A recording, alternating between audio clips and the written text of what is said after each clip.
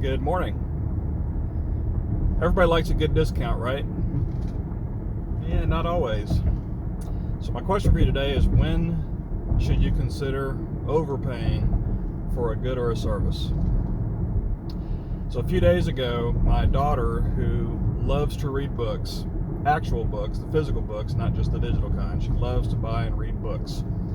She's telling me about the different books that she was reading, and but that she was really regretting every time she goes back to her local retail bookstore to buy more books, because the same guy behind the counter was always there trying to get her to sign up for their discount book club so that she could buy her books at a cheaper price.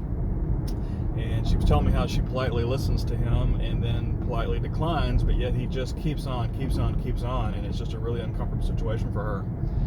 So I've had the same situation before, and the reason why I don't always like that is because they're typically asking you to give up something to get something. They want your email address, which they're going to bombard, or they want to do a credit check, or whatever it is. It's always something to get something, right? So I told her, why not try what I've done in the past and simply look at them in the eye and say, thank you for your offer, but I prefer to pay full price. And she started laughing. She thought that was just hilarious. I've actually done that, and the nice thing about that is it just stops them dead in their tracks. They haven't been trained how to handle that objection, so the conversation typically ends. Now, to take this one step further, a few nights ago I was listening to a YouTube video of a gentleman named Dan Sullivan being interviewed by somebody else, and he was talking about the fact that sometimes it makes sense to even offer to overpay full price.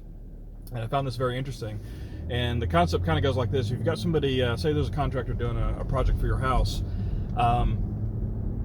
say they quote you, $2,000 for the project. What would happen if you looked them in the eye and said, I do not see myself paying that price, and just stop? What would likely happen is that person would immediately go into defense mode about all the hard work they have to do that job for you, the quality of the materials, the precision of the labor, the time it's going to take, the skills, all those different things. Let them do that, and then you simply say, I agree with you, and that's why I don't see myself paying that price for this project. I insist on paying you 10% more. What would happen if you did that?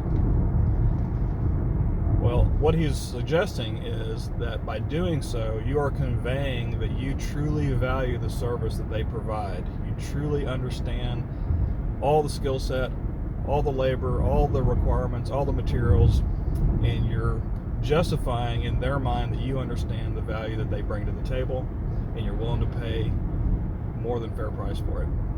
And if somebody did that, chances are pretty good that you're going to have an incredible project experience. They're going to get it done on time, if not early. They're probably going to go above and beyond the required steps of the project.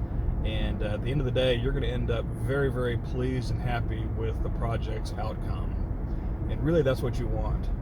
I know my wife and I went on about a 1.5 year rampage of trying to locate a pizza place that was really good. We had a really hard time finding a place, and I remember several times us saying that, we'd be willing to pay far more than fair value or normal prices for pizza if we could find a place that gave us a great pizza experience, meaning a great atmosphere and really good quality pizza every time we went there. So, something to think about. There may be some times in your life when it might make sense to pay full price, and maybe even more. Have a great day.